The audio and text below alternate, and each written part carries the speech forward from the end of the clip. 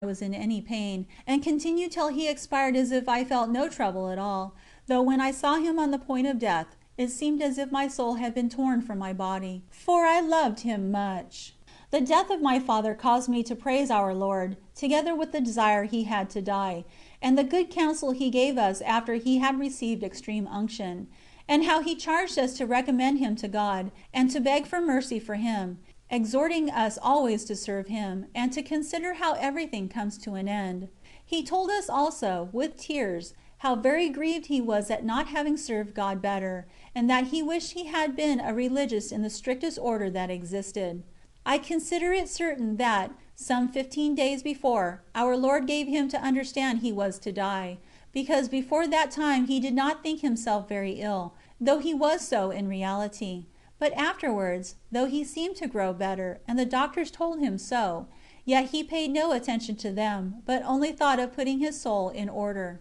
His sickness began with a very grievous pain in his shoulders, which never left him, and sometimes it was so severe that he suffered exceedingly. I told him, that since he had been so devoted to that part of our Lord's passion in which he carried his cross, he should consider our Lord was pleased that he should feel something of what he himself then suffered, and he was so comforted by this thought, that I do not remember to have heard him complain any more.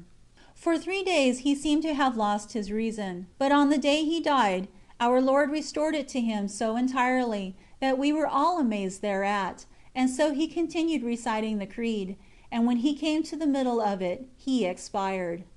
When he was dead, he looked like an angel, and such, in my opinion, he was, so to speak, both in soul and disposition. This latter was extremely good. I do not know why I have spoken so much of him, unless it be to condemn my own wickedness, inasmuch as, after having witnessed such a death, and known he led such a life, I ought to have reformed mine, so as to have in some degree resembled my father. His confessor, who was a Dominican and a very learned man, asserted that he had no doubt my father would go straight to heaven, for he had been his confessor for many years, and spoke much of the purity of his conscience.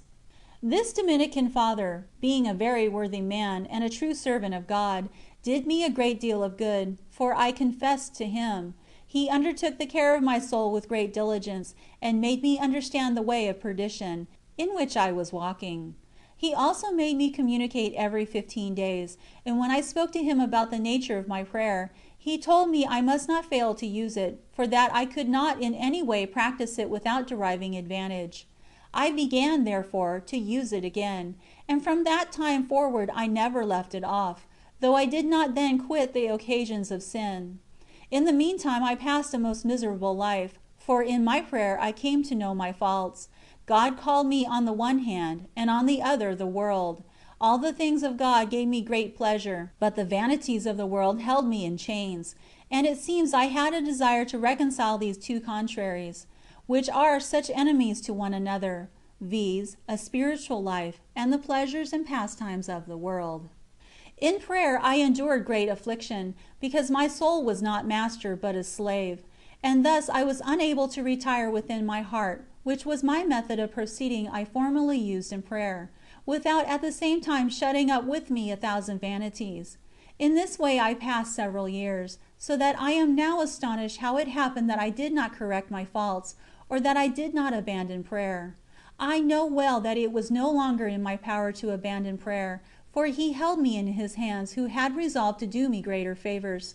Oh, that I could declare the occasions of doing ill, which God removed from me in those years, and how I put myself again into them; that I could mention the danger I was in, from which he delivered me, of losing all my reputation; how I endeavored to discover by my actions what kind of a creature I was, and how our Lord concealed my faults, and made me know the little virtue I possessed, if indeed I had any at all, so that it appeared great in the eyes of all men, in such a way that they always esteemed me much. For though my vanities sometimes shone through my actions, yet as they noticed other things in me which appeared good, they would not believe my wickedness. But the cause of this was, that he who knoweth all things saw this was necessary, in order that when afterwards I should exhort persons to devote themselves to his service, they might give me some credit.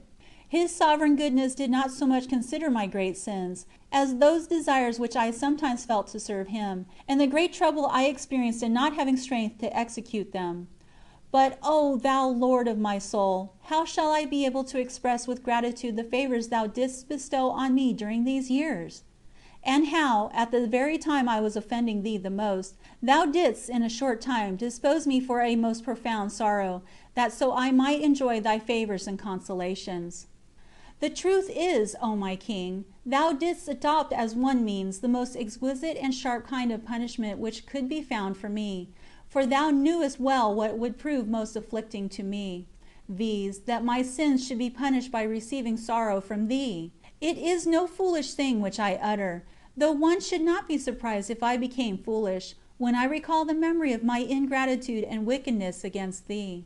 But it was much more grievous for me to receive favours, when at the same time I was committing great faults, than it would have been to endure severe punishments. Hence, even one of those favours received seems capable of confounding and afflicting me, more than many corporal infirmities and other troubles united. As to the latter, I saw that I deserved them, and I thought I had made some satisfaction by them for my sins, though all indeed were but little, considering the multitude of my sins. But to see myself again receiving fresh favours, though I made such a bad return for those I had received before, was a most terrible punishment for me, and I think it will be considered so by all who have any knowledge or love of God. Hence flowed my tears and came my indignation, seeing what I found in myself, that I was still on the point of falling again, though my desires and resolutions were then firm. I mean, as long as the favours lasted. It is a great misfortune for a soul to be alone amidst such dangers,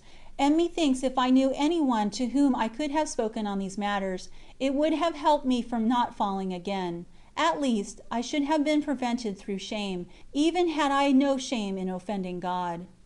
Those, therefore, who make use of mental prayer, especially at the beginning thereof, would do well to be on terms of friendship and familiarity with other persons who practice this kind of prayer. For this is very important, though it should serve no other purpose than to be assisted by each other's prayers, and how much more so when so many advantages are to be gained? And if in the commerce and intercourse of the world, though vain and useless it be, we endeavour to procure friends to assuage our sorrows, and to make us enjoy ourselves the more by the recitation of our vain pleasures, I do not see why they who begin to love and serve God in earnest should not be permitted to communicate to someone their joys and their sorrows, for those who practice prayer experience both. For if he be sincere who desires to be in friendship with His Majesty, he need not fear vainglory, and should he be attacked by any temptations thereto, he will come off with merit. I believe that whoever shall, with this intention, speak to others on such matters,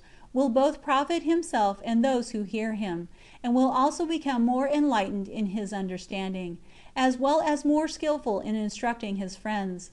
He who should be exposed to vainglory when thus speaking, would also be exposed whenever he is seen devoutly to hear Mass, and by doing other things likewise which he is bound to do, under pain of not being a good Christian. And yet these things must not be omitted, through fear of vainglory. This point is of such great importance for the welfare of all those souls who are not yet strengthened in virtue, as there are so many adversaries, and even friends, ready to excite them to evil, that I know not how to express its importance. It seems to me that the devil has made use of this device, as being something very advantageous to him, viz., that men should as carefully hide themselves from those who understand them, and who sincerely endeavour to make them love and please God, as he, the devil, has induced others to discover their evil inclinations to each other. And this latter practice is now so common as to pass for a kind of gallantry, and thus men publish the offences which, by this means, they commit against God. I know not if what I say be nonsense. If it be, I trust your reverence will tear it up, but if not, I beseech you to assist my simplicity, by adding much of your own experience to the subject. For divine things are now so little attended to, that they who desire to serve God have need of each other's help in order to advance in virtue. So very much in fashion are the vanities and pleasures of the world, that few see any evil in them. But whenever anyone begins to give himself to God, So many blame him, that he will find it necessary to seek for some one to defend him, until he shall become strong enough